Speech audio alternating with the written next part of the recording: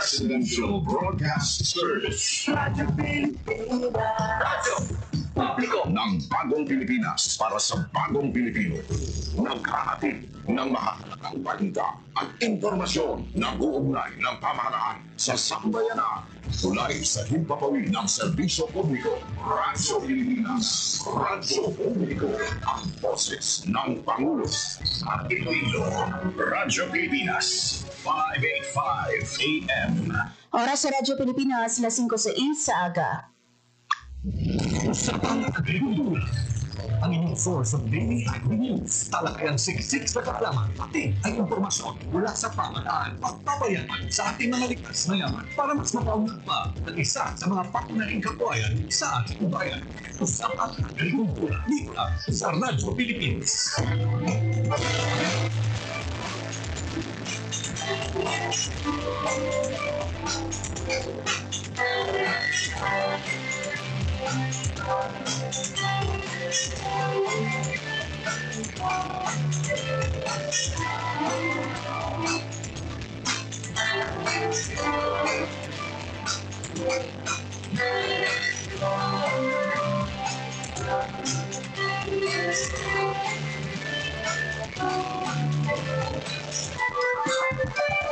Mayong aga Pilipinas, mayong aga Western Visayas, mayong aga syudad kag probinsya sang Iloilo. Good morning, good morning, good morning. Adlaw kita sa buong mga abiyan sang Lunes. Junio 9 tuig 2025. Welcome mga abiyan sa panibago naman nga edisyon sa programa Usapang Agrikultura. Kaupoy kami diri sa Radyo Pilipinas Iloilo, ang ating Department of Agriculture Western Visayas.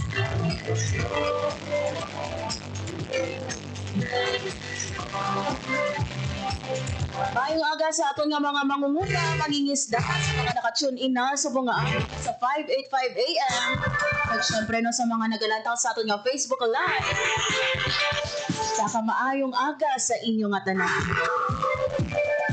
I believe mga biyan, yari ng aton nga co-host sa Usapang Agrikultura, Sir John Candelario sa aton nga Zoom.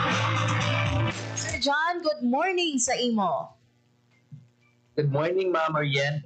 Happy Monday sa aton tanan ng mga tagpalamati, sa aton mga viewers, sa aton Facebook Live, sa aton Regional Executive Director, Director Dennis Arbia, sa aton duhaman, Regional Executive Director for Operations and Extensions, sa aton OIC Director, si Ma'am Maria Teresa Solis, and for Research and Regulation, si Director Zergina Bicvalio.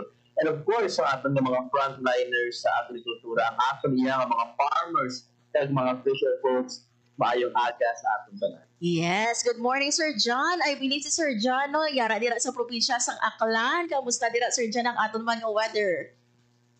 Medyo dudong sa hapon diri ang Tiempo na Marian ang kagapon. Dabot naton diri medyo nag-ulan-ulan, but hopefully subong no manami ang Tiempo. Yes, and speaking of Tiempo, Sir John, no, sa dili lang madugay, no, ipaluon anay nato no ang pinaman ka latest nga nakat sang panahon, importante no nga ti subong nga Lunes. Agiyahan nato no ang aton nga mga mangunguma, mangingisda, no. Wala no ang lauman naton nga weather subong nga Lunes.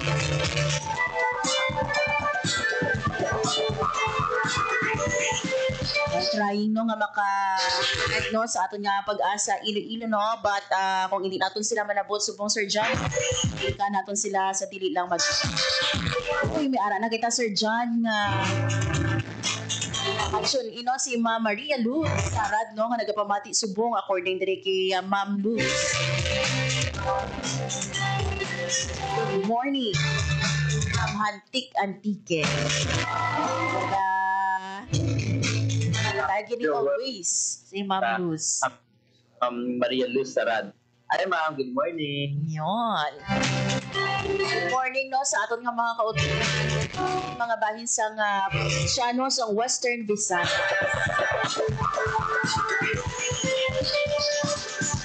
Sir John, sa Lunes no kung madundo Marcos ang tinalikdan no nga semana aton nga upo diri sa aton nga pagpangalaga no ang PCIC na. Mr. Jan, no, sa pag-introduce ang aton nga tinapit nga bisita. I believe yara na no, ang aton nga guest sa aton man nga Zoom. This is actually a continuation, Ma'am Marian, sa aton nga nangin episode sa naligid sa semana kay sa Thursday, sa holiday that is Lunes naman niya ipadayon naton ang last nga mangin RP naton from the Philippine Crop Insurance Corporation. Ang maging topiko man naton karon ang insurance processing for fisheries and other agricultural lines at PCIC ang insurance processor 2 sa PCIC sa Ma'am Sheila Arturo. Yon. Para na sa aton nga Zoom si Ma'am Sheila. Hi Ma'am Sheila, good morning sa imo and welcome diri sa Radyo Pilipinas Iloilo. Good morning, Git, Ma'am Marian, Sir John. Yes. Nag-news ko ba nga aga? Good morning, Git. Happy Monday sa tanan. Yon, happy Monday kay Ma'am Sheila, no, and thank you so much no sa pagbugtaw sang aga pa Ma'am Sheila, no, para nga makahatag sa mga information no and news sa aton man nga mga kauturan, especially no sa aton nga mangingisda nga nakapamati na subong nga aga sa aton. Sige, una sa tanan Ma'am Sheila, no, pwede mo bala no mahatagan kami no ang mga tagpalamati naton sang overview no sa mga sahi or mga types no sang insurance nga available no sa idalon sa PCIC para sa fisheries kag ibang pa naton nga agricultural line aside no sa aton man nga rice kag sa aton man nga mais. Okay, thank you, Git, Ma'am Marian. No? So, before ko ipagpaton hatag sang pagpaton ng yaw, and I am here today no, in behalf ng amon President, si President Joby Bernabe, Attorney Joby Bernabe, our members ng PCIC Board of Directors na representing the farmer sector sa Visayas, si Sir Dalmasio Camba, and our regional manager, si Ma'am Eva Yulidila. Mga sa subong nga tinion na makita natin ang importance ng insurance, especially sa palangabuhian sa aton nga mga mangunguma kag mangingisda. Yes. And we are happy to inform sa aton nga mga farmers, agricultural stakeholders na aside from rice and aside sa corn, may nagkakalain pang mga insurances na available under sa Philippine Crop Insurance Corporation.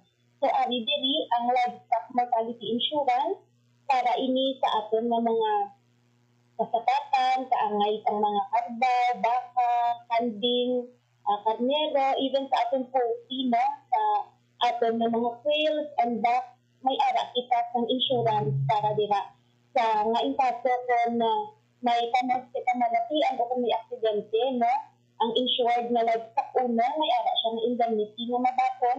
So, PCIC, agad nga makabangon siya liwat siya sa labot sa langubunan. Another is the high value crop insurance. Ang high value crop insurance na Marian, Sir John, is an insurance para sa aton ng mga high value crops, sa aton ng mga utanon. So, damo nakita sa mga na-insure ang aton ng mga abaka, aton ng mga kakao, coffee, aton ng mga ampalaya, ang mga utanon, no, nga usually makita natin sa merkado, may ara na sang suporta ang PCIC para sa atin ng mga nagapangulma, diba?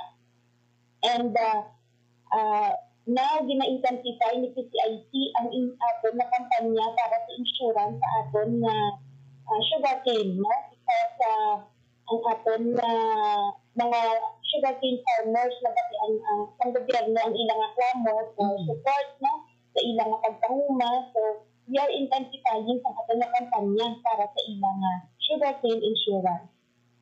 Ang sunod diri is ang aton na fisheries insurance. So, under sa aton na fisheries insurance, pwede natin ika-insure ang aton na mga bangos, ang tilapia, hito, even lobster na nag-insure ng PCIC, ang oysters and green mussels. So, sa aton na mga seaweed, especially sa Northern Iloilo, no, kadamo na sa aton na coverage from Concepcion, from Estancia, and of course, from Antique. Ang pinakadako din natin na coverage sa fisheries under sa seaweed insurance is in Kaluya, sa Kaluya, Antique, na saturate natin ang mga island barangays dira. And of course, sa inland fish ponds natin. So sa ating fisheries, pwede siya nga ara siya sa lawod, mariculture, pwede siya nga ara siya sa atin na inland fish farm, sa mga dumagagmay areas, backyard farms natin, naghahatap man kita ng insurance dira. And also, sa aton nga non-crop agricultural asset insurance. So, ang aton nga non-crop agricultural asset insurance, nag-pertain ini siya sa aton nga mga farm machineries and equipment. Pati na ang infrastruktura, mga warehouses, na ginagamit natin sa pagpatigayon sa aton nga mga agricultural project. Under man sa non-crop insurance, ang aton nga insurance para sa aton nga mga fishing boat, fishing boat and fishing gears, may ara na kita insurance dira sa ila under sa non-crop agricultural asset insurance. Ang mga poultry houses, ang mga tables, ang mga pig pens, no? May ara kita sa insurance sa ila under the NCI. And of course, the last but not the least, no, definitely not the least, ang aton na credit and life term insurance. Kay ang pagpakilala natin sa PCIC that we are client responsive, no, kung ano ang ginakinahanglan sa aton ng mga mangunguna, mga mangingisda, luyagid na ihatag na serbisyo sa aton ng gobyerno. So, hindi lamang ang ilang mga palangabahian ang mahimo nila ipa-insure sa PCIC, kundi mismo pati ang ilang kaugalingon. Hindi lamang ang farmer, hindi lamang ang fisher folk, kundi pati naman diri ang membro ng ilang panimalay na kaupod nila sa pagpatigayon sa ilang mga project. So, we have livestock mortality insurance, high value crop insurance, we have fisheries insurance, non-crop agricultural asset insurance, kag ang credit and life term insurance, kaupod man dira syempre ang aton na traditional crops na rice and corn insurance. Yun. So, do halo Sir John and Ma'am Sheila covered gali tanan no sa aton mga PCIC no ang tanan-tanan including no ang aton nga mga infrastructure no and even ang aton nga mga mangunguma o mangingisda no covered gid sang aton nga PCIC. So sa sini ma'am no sa for example no sa aton nga high value no or sa aton nga fisheries infrastructure no or fisheries nga insurance ano ang kalabanan diri ma'am no nga gina-avail no sang aton nga mga mangingisda man no nga nagapa-insure sa inyo? Mostly man sa aton nga fisheries insurance no nagapa-insure gid ang mga may kalabahan, ang mga may green mussel na farms, especially in northern Iloilo. Iya sa aspeto nga sa tinion na may mabahaan ang iba nga mga proyekto, mapatay ang iba nga mga oysters, ilang mga talaba, ilang mga green mussel, bangod sa tama nga init, no? So, dira mag-avail dito ila sa iba nga insurance. Also, ang aton inland fish farm. So, kabamo sa mga dinahatag ang ating probinsya, ang dinahatag ang Bureau of Fisheries and Aquatic Resources, na mga project inputs na sa atin ng mga farmers and fisher folk. So, nabiligid sa willing-ligid na pinaka-insure sa atin ng mga mangingisda. Even if small scale lang po iya, pero still ginagastuhan nila na. So, they are very active man sa pag-insure. And ang pinakadako karangay sa ginagawa at ina ang atin na nagbahi ng seaweed sa Northern Iloilo, Antique, every 2 months or 60 days ang preparation sa seaweed. Very religiously, nagpa-renew sila sa ilang insurance para in case na may natural calamity, in case na may mga perils dala sa lagod, basically high risk ang atong sector sa fisheries, so may ara nga support mechanism sa ilang palangabuhian. Yes. And i-highlight ko lang ma'am no, ang gin-mention mo, even small scale no, pwede gid maka-avail. Yes ma'am. Hindi siya necessarily na kinahanglan naka-commercial good. Pwede nga ipa-insure nila, baligya lang sa ilang kainod balay halimbawa o ibolante lang sa timba, ang ilang proyekto pwede gid na dato ni PCIC sa insurance. Yun. Sir John? Yes, you mentioned ang mga sahi sa mga pila natin mga insurance, ma'am. Ano naman niya ang mga typical ng mga proseso para enroll nato ng isa ka fisher folk o farmer in the PCIC insurance program. Ano bala ang aton ng mga key documentary requirements? Thank you, Sir John, sa sinakatanong ko. So, sa atin na mga fishers na magkaka-insure ang ilang fishery project, importante gid na madumduman gid nila kung hindi gid nila pagkalipatan na ang pag-apply ng ilang insurance dapat mahimo bago pa sila naghulog sa similya o kung naghulog sa bitay ng ilang mga talaba o kung bago sila mag-deploy sa ilang mga seabed line. So, nagkakatabo ini bangod sa may ginakonduct sa PCIC nga pre-coverage inspection. So, gina-assess ni PCIC kung kamusta bala ang lugar, is it high risk, low risk bala, nagkakadapat bala ini suno sa package of technology na ginarekomendar ni DFAR. So, ang himuon sa ating mga mangunguna, mangingisda, is simply na mag-fill out lang sa ilang application forms. Make sure na may ara sila sa RSBSA reference number na agad maka-avail sila sa libre na insurance.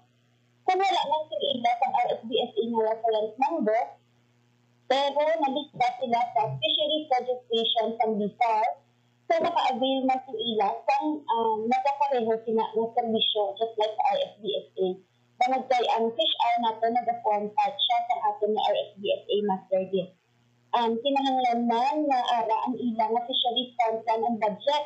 So although nga wala pa nahulog ang ilang mga fishery projects, wala pa na-deploy, so ang dapat himuon sa ating fisher folk is i-project niya kung sila ang iya nga ihulog na isda, kung ano ang mga kagastuhanan sini, pag-include diri ang labor sa iya nga pamilya o konsyaman, pag ang mga fish and feeds na iya nga kagagastuhan.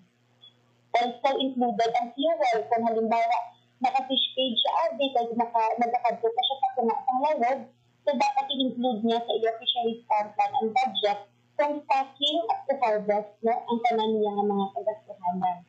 Ang dapat sa iyang application form, nakapirma ang iyang municipal fisheries technician, agad na nakasigurado na hindi lamang na sila ang nag-uyat sa ilang fishery project, kundi may nagkakaigo na technical assistance halin sa mga accredited na mga ahensya sa gobyerno o pansangay sa gobyerno agad magiyahan sa ila sa instructor. Yes. How about ma'am, no, for livestock, no, ano ang mga documentary requirements nga needed naman yan, no, sang ato naman yung mga mangunguma para nga maka-avail, no, sang ato naman nga insurance? Thank you, Ma'am Marian. So, sa atin yung mga livestock owners, kung nadumduman natin sa nagliligad na tinuig daw rabid sa catastrophic sa damage sa atin sa ASF na sa atin ng mga baboy. Pero kasabang nagabano ng liwat ang swine industry, hindi lamang sa atin sa hiyon, even sa atin na bugos na nasyon. So para sa atin na swine mortality insurance, PCI first and foremost, magkakadapat may ara dun dyan na application si farmer. So after sa application form, may ara ng mga attachments na ginapangayo subong si PCIC, ang mga local declaration sa munisipyo na ang ilang munisipyo is already, hindi na siya naka-red down na, naka-pink down, naka-upgrade na si iya, na na-declare na ASRC, and nag-require si PCIC subong na may ara sa certification na nagagamit ng biosecurity level 1 ang aton ng mga hog raisers. Sa ato naman ng mga dalagko, mga large ruminants natin, baka, kardaw, kinahanglan may ara sa application form, certificate of large cattle na nag-require sa PCIC, apang sa instances na wala sa certificate of large cattle, bangod may ara sa mga municipalities na ginadihon pa nila ang ilang mga ordinansa na hanungod dira, gina-allow na ni PCIC subong ang certificate na ownership na gina-issue sa aton municipal DA sa aton ni LGU. ang importante yun na hindi malipatan na duly filled out ang application form for livestock insurance. So, ang application para sa baboy ng tanan. Ang application para sa carbaw, na inuman siyang application. Ang application naman niya para sa, let's say, sa baka, nakaseparate na siyang application. So, wala siya nakatingog sa isa ka application, bawag nagkakalain-lain ni Papa, nagkakalain-lain ang polisiya nga aton na gina-issue sa ila. Yun. Pag-abot naman ni ma'am no sa pag-process no sa fish ang insurance processing no para sa fisheries naton or paano ang aton nga insurance processing sa fisheries no nagalain no or kakaiba no sa traditional naton nga crop insurance in terms naman no sa risk assessment kag sa claim handling naton. Okay. So sa aton nga underwriting or sa mga application processes, very different ang sa fisheries insurance bangod kay nag-conduct sa PCIC sa free coverage evaluation. Pag pa man i-approve ang insurance, ginakatuan gid sa aton ng mga mahugod na mga insurance underwriters ang area ni Fisher Corp. So maskin ara siya sa mga ibang barangay, ginakatuan din sa aton underwriters to inspect and to assess ang ilang area kung na suitable sa package of technology sa iba fishery na project. After sina, kung nabato na ni PCIC ang application, nag-start na ang processing. Before kami mag-issue ng policy, post-packing validation pag-yun. Ay mostly, ang bago sila nag-start sa iba application, wala pa sila nakahulog kung sinilya kasi ilang mga bitay sa labas. After na issuehan ng policy, pagkuhan sa ginaliwat. So, make sure na nakahulog na sila kung ilang fishery staff, pagkun sila ang actual nila nga nahulog, kung may kinalain ba na sa initial nila nga din applyan sa insurance. Pag-abot naman sa claim, medyo shorter ang notice of loss natin na filing, no? Hindi ka angay sa rise and fall na within 20 days upon occurrence ng damage, kung natural calamities ang ason sa kapildihan, o kung hindi maglubo sa 20 dias bago ang pag-ani, no? Kung ang kausa sa kahalitan, domestic o sa masakit. Sa fisheries, iyan, naka 48 hours kita ng filing sa notice of loss. Ini bangod kay gusto nga natigayo ni PCIC na ara pa ang stock, no? Ara pa ang actual na evidence sa kapildihan sa inion na nakatuan sa amon ng mga adjusters. Kaya gusto natin na matat-od gid sang adjuster ang actual na numero sa mga isda nga nadula. Now, may mga instances na ni Maria na Sir John na partial damage lang ang aton ng mga fishery project, no? So, nabisian lang ba ang ilang mga fish cages. So, nakita nila nga may nabilintas na mga stock sa ilang mga kalagtaan. So, ang ginahimo ni PCIC is ulaton kung kan-ugid sa ilang na harvest na during harvest time, pagtuan inasang among na claim adjuster, agad na maisip gid kung sila ang isda na nabilyan, agad na hatag ang nagkaigo ang kabayaran sa aton ng mga fishery owners. Sir John? Yes, you mentioned ang kinalain naman niya sa aton nga fisheries, ma'am, daw sa pag-pa-insure. Ano naman niya ang mga makapit naton, yung mga common risk or mga causes of loss na gina-report sa aton yung mga fishers, sa aton ng mga livestock raisers man, paano natin hindi gina-handle during processing? So, sa naman nga aspeto, Sir John, no, pag-abot sa atin ng mga livestock owners, most of ang top nga mga reasons or process ang pagtaliwan sa mga pagkatapay sa mga kasapatan, number one, is pneumonia. So, pneumonia, bloating, nasunod dira ang dog pag-insect bites na sa atin ng mga karnero, sa mga kanding, nagkakapatay gid ang atin ng mga kanding, no? Once na makabtan ang ido, makabtan sa mga certain na mga insect, Of course, hindi man dira nadula ang aksidente, no? Aksidente nga nakudan, aksidente nga nalumot. So may ara gid kita nga mga reports about that. And ang ikalima is ang pag-aksidente nga nakakaon na ang poisoning, no? Nakakaon sa mga poisonous plants or kung ano na sa palibot mo nga naghahatag sang nga kapon ko nga nagakahilo ang aton nga mga kasapatan. Sa aton naman yung sektor sang pagpangisda, ang mostly nga ginareport gid sa aton nga mga fisher folk is ang pugada, ang gulpi nga pag-tubo sang balod nga naging kausa kung nga ang ilang nga mga lambat nagakagisi, ang ilang nga mga sahon sa ilang mga pulmon na nagakabuluhan. So mostly sa fisheries natin is natural calamities because as of now, no, ang sa atin na fisheries sector, fisheries insurance, natural calamities ang atin na gina-cover. Dala naman din na kung kaisa ang nagkakatabo na nabagyuhan dala although nga naghambal sila nga hindi masyado ang hangin sa ibabaw pero sa idalon grabe ang karyas ng tubig. So nagakabisi, nagakaguba ang structures ng aton ng mga fisher folk.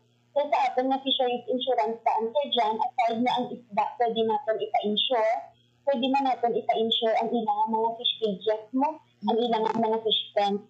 So mostly, kung nagka-damage ang fish pens, fish cages ni fisher folk ni fishery owner, duwalit na ang nagkabayda ni PCIC sa iyang structure at sa iyang hasta. Yes. Pero ma'am, pag-abot no sa pag-verify sang sinino nga mga problema sang aton man no nga mga fisher folk no o kon mga mangunguma nato no. Ano ang nakita sa CIC diri no nga challenge no o kon pagpanghangkat especially no sa mga coastal areas naton o kon sa mga island areas naton? Mamayan ang number one gid na bottleneck natin no ang pagpanghangkat sa PCIC is sa aton nga mga island barangay ang kalayo gid sa lokasyon. Pag hindi siya basta-basta nga masulod, especially nga kulaton gid anay nga magtanay ang lawod na umamabukan ang aton nga mga island barangay. Kaya maskin ka isa wala na signal, wala na sang mag-use sa area of responsibility sa aton nga nasyon. Ang hangin, ang balod dalagpo sa gihapon. So ginakulat gid sa aton nga mga empleyado man sa aton nga mga adjusters na safe man sa ila. But at the same time, safe man sa aton nga mga fisher folk na magtabok na sa mainland para sa ilang reporting. Another na aton nga pagpanghangkat is ang limitado na ebidensya when it comes sa fisheries insurance. Kaya ang lawod, mabudlay mo iya kanitaon kung di ini nagkalabto ang mga na-damage, ang mga naanod mo, ng mga kawayan, mga naanod ni lambat. And mahambal ko na kagsina no, ang kabudlayan man sa aton ng mga fisher folk sa pagsabot para magpasa ng ilang notice of death. That's why ang aton nini nga ginasolusyon diri is gina-intensify natin ang partnership sa aton ng mga local government units, sa aton ng mga barangay organizations, barangay associations, agad na sila mismo makabulig na no, sa patigayon sa pagpasa ni farmer no, sang ilang mga notices of loss sa PCIC. So isa sa mga ginalantaw natin dira man na pinaagi nga gina-practice ang aton ng mga fisher folk subon is kung delikado gid na magtabok, hindi gid anay magtabok, kundi ipabalo lang gid sa anon if possible through text, kung may email, okay man na email, na may nakabok na kapurdihan kung sila kabilog ang na-damage, kung daisin o sila. The rest, ipasa na lang sa Municipal Agriculture Office kung saan o na safe na sa travel ang aton ng mga kalalawran. Yes. Ma'am, klaruhon ko lang no, sa aton nga fisheries, dapat within 48 hours ma-report ini siya? Yes, ma'am. Within 48 hours, ma-report siya. Maskin initial lang anay na report and to follow lang ang written. Pero dapat makasagid sa gihapon ang written na notice of loss na ang aton ng mga mangunguna sa munisipal. So, ang importante lang na malag namin, kahit siyempre nagasunod kita sa aton na operations manual, may mga palanabton man kita sa ating COA, may palanabton kita sa ating ng gobyerno, no, nga insakto ang ating pagpatigayon sa mga proseso. So, sa sunod sang 48 oras, dapat makafile, makapahibalo nga may kasabihan na nakabo. Agad na malag namon, ma-record namon ang mga losses na nagkakatabo. Pero after sini, kinahanglan ipasagid sa pinakamadali nga tinion ang nasulat at mapirmahan na notice of loss sa mga fishery owners. Yes. That is for the fisheries and for the crops naton. Pila gani, Ma'am Aliwat? Dapat within how many hours or days? Sa aton man na humay iya kag mais, no, ang reporting ka na iya kanang dumo naton nga kung makita ni farmer na ang iya kahalikan nagsobra na sa 10% ko. So that is 11% above, dapat makahibalo na siya sa iyang kapirdihan. Ang ating supplementary period sa rice and corn natin, sa tinion na ang cause of loss and causes ang kahalikan is natural na kalamidad. Kasulod sa 20 dias, halin sa pagkatabo ng bagyo o kung baha ng kalamidad, nakapahibalo sa PCIC. Pag hindi dapat maglubo sa 20 dias bago ang pagpaani, dira dapat makapagod ang iyang kahalikan kung ang kausa ng kapirdihan is pamaste pagpamalakian. Sa ato naman ng high value crops, no, nagkakalain-lain ang aton period ng reporting sa ilang damage. Pero on average na mga 74 hours yung iya, pero depende ina sa crop na iya nga gin-reportan o gin-pa-insure sa PCIC. So for ang details naman reporting depende sa crops, no, ginahatag natin, may lista kita nga ginahatag sa aton ng Municipal Agriculture Office, agad na nagiyahan gid ang aton ng mga high value crop farmers na kung saan ulit sila dapat magtasa ng ila na sulat pag napirmahan ng notices of loss sa PCIC. Yes, basta ang goal lang diri ma'am no is ma-report no even sa aton nga mga LGUs ma-report nila no nga may mga damages no sa ilaman nga mga palangabuhian. Sige Sir John. And next na po mga pamangkot, paano naman ginapasiguro sa PCIC na ang aton nga mga fisher folk pagiban pagid ng mga non-traditional agri-sectors are aware sa pila naton ka mga insurance services agon makakuha man sila sa access. Sa aspeto sa dyan pagkampanya para sa mga insurance ang aton na non-traditional lines ang tawag ni PCIC dira. Pabayon ang aton na paghatag sa aton nga mga IEC materials sa aton mga balasakon. In fact, sa tanan nga lines ni PCIC may ara na kita sa mga balasakon na translate na sa hiligaynon. Agad na mas maintindihan pag mas mahangkan sa aton nga mga farmers. Aton nga mga IEC materials may ara kita sa kada Municipal Agriculture Office. Ang aton mga posters, ginabutang natin sa mga areas na makita nila every time magbisita sila sa sinakapalatapan. And of course, even sa mga barangay assemblies, ang aton na mga asosasyon, subang tama, aktibo na sa pag-request sa mga personnel ni PCIC, agad na mismo makatuan sila on the barangay level na mag-conduct ng orientation sa iba. And sometimes, dito naman lang sa barangay na ginapanaugan sa mag-conduct ng mass insurance enrollment, especially sa mga malayo nga isla.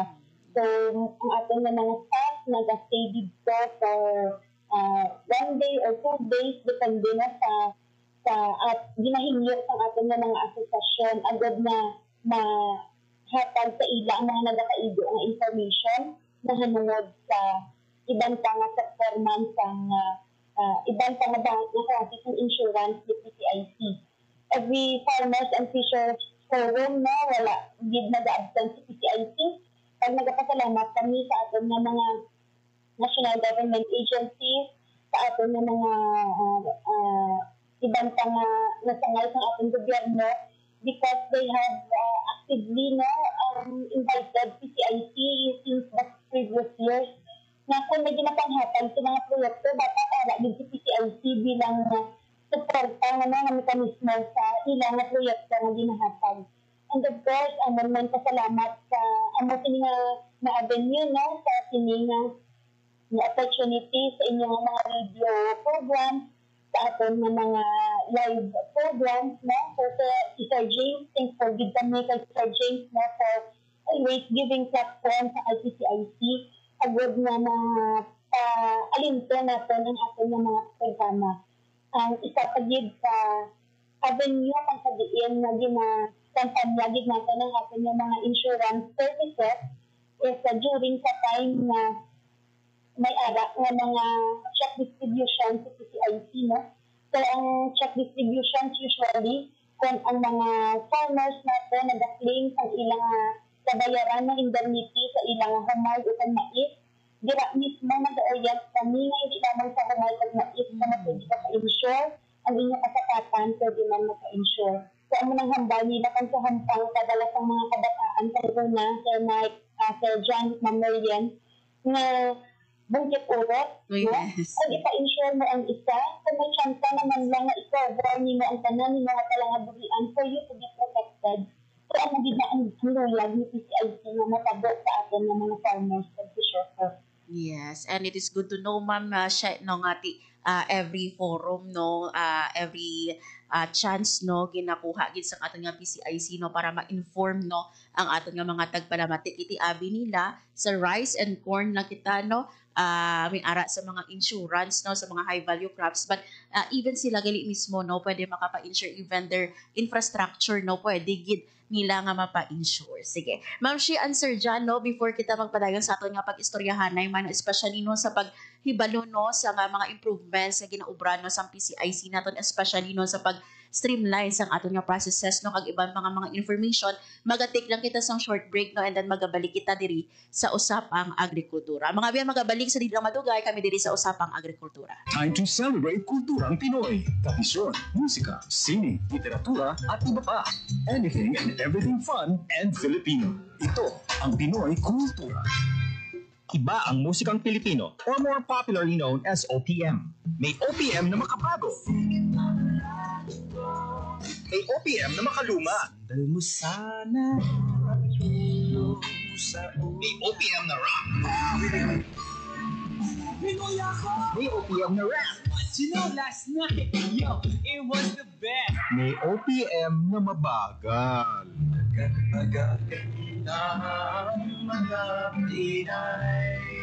May OPM na mabilis. May OPM na Tagalog.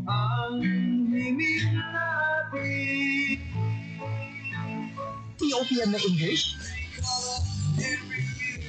Bahagi ng ating kultura, noon, ngayon, at magpakailanman. Anumang OPM ang hanap mo, isa lang ang masasabi ko.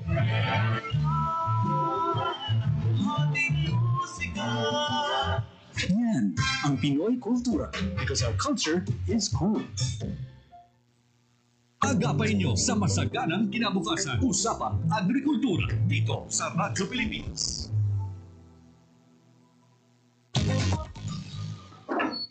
Uy, huwag kang lumabas. Bawal lumabas. Palagi mo na lang iniiwang nakabukas ang pinto at bintana at sobrang baba ng tingin mo sa thermostat ko. Goodbye. Wag! Ang init! Ang taas pa ng kuryente ko! Oh yeah! Gusto mo bang lumamig ang kwarto mo at nang hindi ka maiwanan ng mataas na bayarin? Iset lamang ang iyong thermostat sa 25 degrees Celsius. Dahil ang karaniwang room temperature sa Pilipinas ay 27 to 31 degrees Celsius, mahihirapan ang iyong kompresor at kukonsumo ito ng mas maraming kuryente kung mas mababa dito ang setting. Ilagay lang sa 25 degrees Celsius ang thermostat at lalamig na ang iyong kwarto. At hindi siya. Laging tandaan, sa pagkonsumo ng kuryente, you have the power. Ay! Power! 24, he loves me not. 25, he loves me. Hi! Ho-ho!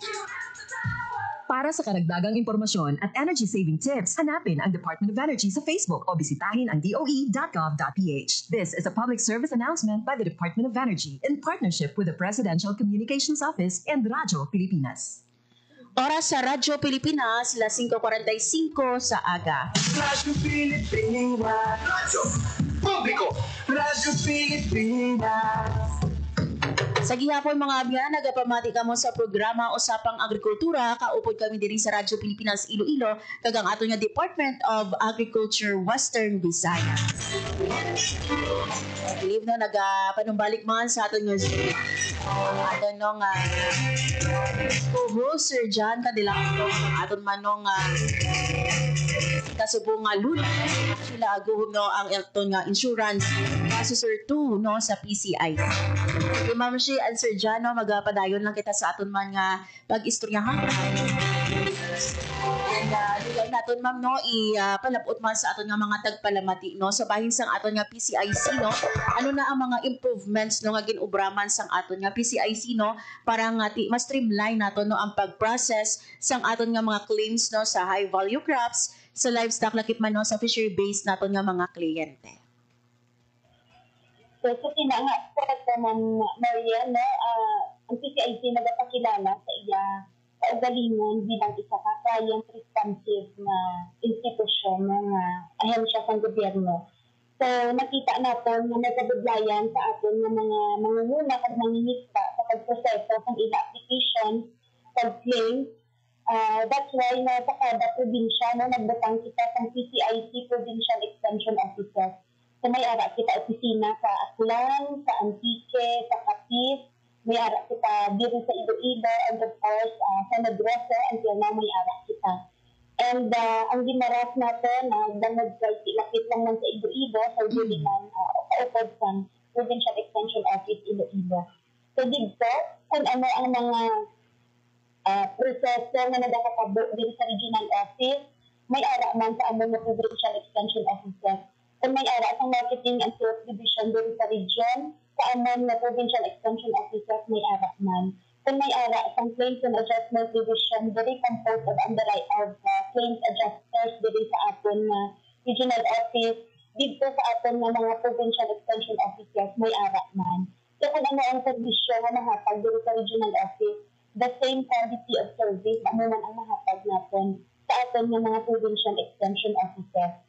Bunga naman dira ang pagpanghatag nato no sa mga brochures na may ara sa step-by-step na guide no kada kitang nasilat dira kung ano ang dapat himuon ni farmer, kung ano ang mga requirements sa mga dokumento na dapat niya iupod sa iyang aplikasyon, kung ano ang mga dapat niya iupod na mga dokumento kung mag-file siya sa iyang napahibalo sa kapirdihan. And of course, no, kita nga ang hensya sa gobyerno, ginasunod gid naton ang ARPA, ang aton na anti-red tape authority standards. No? So, ginasunod natin ang ease of doing business na matadali ang pag-transaction sa aton ng mga farmers and fisher folk nga ara kita sa kagiya sa ila sa pag-fill out ng ilang application forms.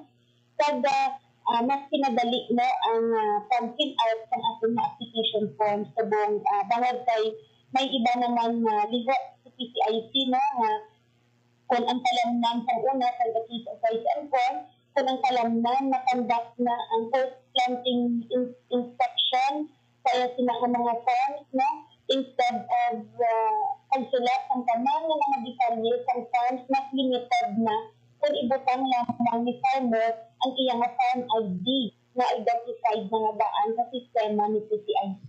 So, mas mahapos para sa aton ng mga nagabulig sa pag-fill out ng form, mas mahapos para sa aton ng mga farmers and fisher folk. And sa subong na, bangod kay nagataas ang pagkinahanglan sa insurance, especially sa aton sektor sa pangisdaan, naghahanap kami sa amon ng mga insurance underwriters, ang aton ng mga insurance underwriters and claims adjusters, no? May mga trainings kami subong inline. In fact, sa subong na June, may ara kita mga training para sa milkfish at sa oysters and green mussel na itaga-conduct sa amon sa Bureau officially sa Makati Resources dito sa Aklan. Agad na mas matagaan sa ihibalo, agad na mas na-enhance na sa atin ng mga staff ang ilang underwriting of claims adjustment ng mga activities. And of course, ang kabayo natin na pag-work, no, mahirap na pag-organize sa atin na mga provincial local government units, municipal local government units, no, bangag isa sila sa mga instrumento kung sabihin na kadali ang proseso sa pag-apply sa atin ng mga farmers to shepherds. At naman ang claims verification, bangag kay ang ilang assistance, no, give all the time sa kay PCIC. So I think na-mention mo ni Sir Ron sa inyong interview before sa ako, no, na nagagamit si PCIC sa assault type adjustment, no, sa laknagon ng mga kapirdihan. So may mga dindihon na mga estratehiya ang PCIC agad na matabasig ang ating adjustment ay matabasig man ang kabayaran, no, sa mga damyo sa atin ng mga mangunguna at mga isda. So hindi man diri madula, no, ang effort ni PCIC, ang digitization, no, nga kung sabihin na gina-strive gid ni PCIC ara na subong ang ginaproseso na matun-an, matanami, kag na-implement sa nagakaigo na tinion ang mga satellite-based na risk monitoring natin, no? So, wala pa ini siya na-implement subong, but ara na sa proseso nga gina-try-una ang ina nga programa sa atin ni head office. Agad na mas tabasig ang proseso sa application.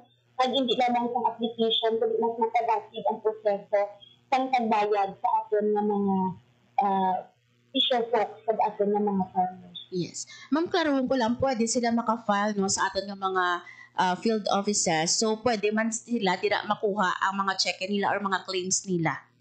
Gina-release man. Yes, ma'am. Pwede sila makakuha kung ilang cheque sa atin ng mga provincial extension offices. Pero, bangod kayo, handa natin dyan sa ina ang ease of doing business na gina-observe natin sa PCIC. Agad na hindi na ang atin ng mga nangunguna at nangingisda ng tagpo sa aming opisina. May ginakonduct isang check distribution on the municipal level naman. So, ang aming na staff, nagpapadala ng listahan sa mga managdato na pang check-in, no, sa atin ng mga local government unit. Ginapahibado sila ng ibang mga farmers technician, agad na sa isa ka adlaw nila, sa adlaw na ina, nagpagputing ila sa ilang mga LGUs, no, o kung sa ilang mga gym dira sa munisipyo, nagdito na lang mismo si PCIC na nagtag kung ilang cheque. May mga cases man kita man nga ang aton ng mga nguna nangingisda, hindi makapagto bangod kay ang may insurable interest ang nagagasto para sa kalamnan o sa ilang mga kasapatan o sa ilang kalangisdaan, may mga sablag ng salawas, mo. So, ginasituit ni PCIC na kami mismo ang makadto sa ila to hand deliver sa ilang mga cheque agad na madato nila ang nagakaigo na kabayaran sa ila. Sige, Sir John. And yes, in the interest of time na lang, Ma'am Sheila, na lastly, ano naman ang aton ng mga future plans, kung mga recommendations, agad nga mapa-improve pag nato na pila natin ng mga insurance access, especially when it comes to enrollment, claim support for sa sining mga sector. Hindi rin madula, Sir John, ang pag-strengthen natin sa ating partnership with our local government na sa ating mga municipal agriculture offices. Very big din ang ilang help, very instrumental din yung ilang, no, sa paghatag, no, sa nagkakaigo na servisyo, agad nakalabot ang among insurance services sa ila.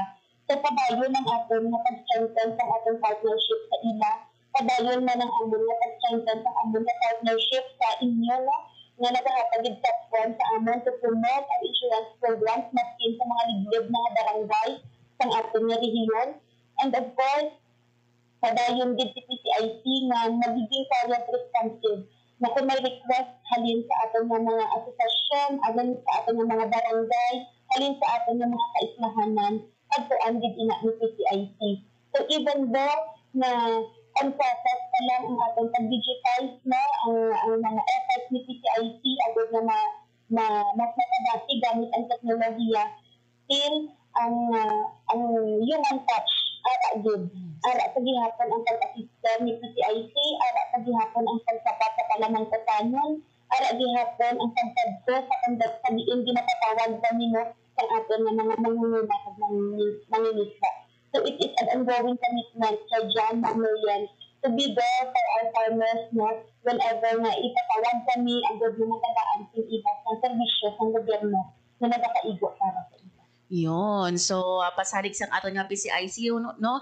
Whenever ang aton no, nga mga manghuma o mangingisda no, nagkakinahanglan sang ilang nga serbisyo, no? Ready, kid ang aton nga PCIC no, nga magbulig sa ila.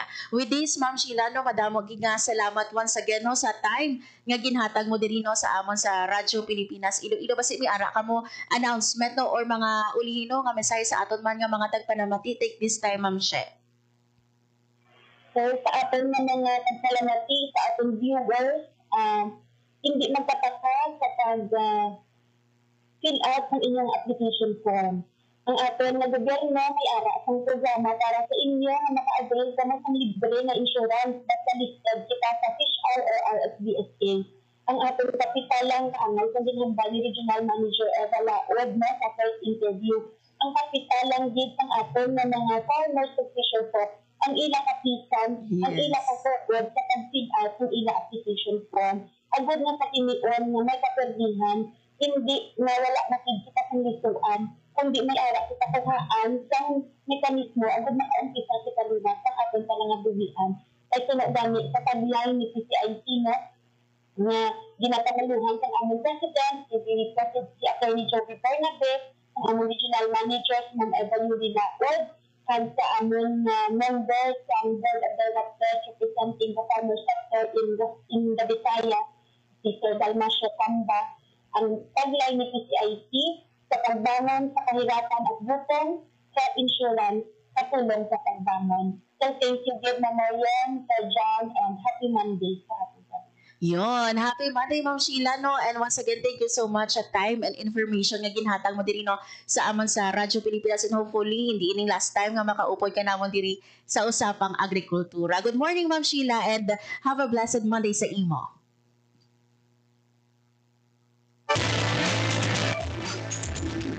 On Sir John, no?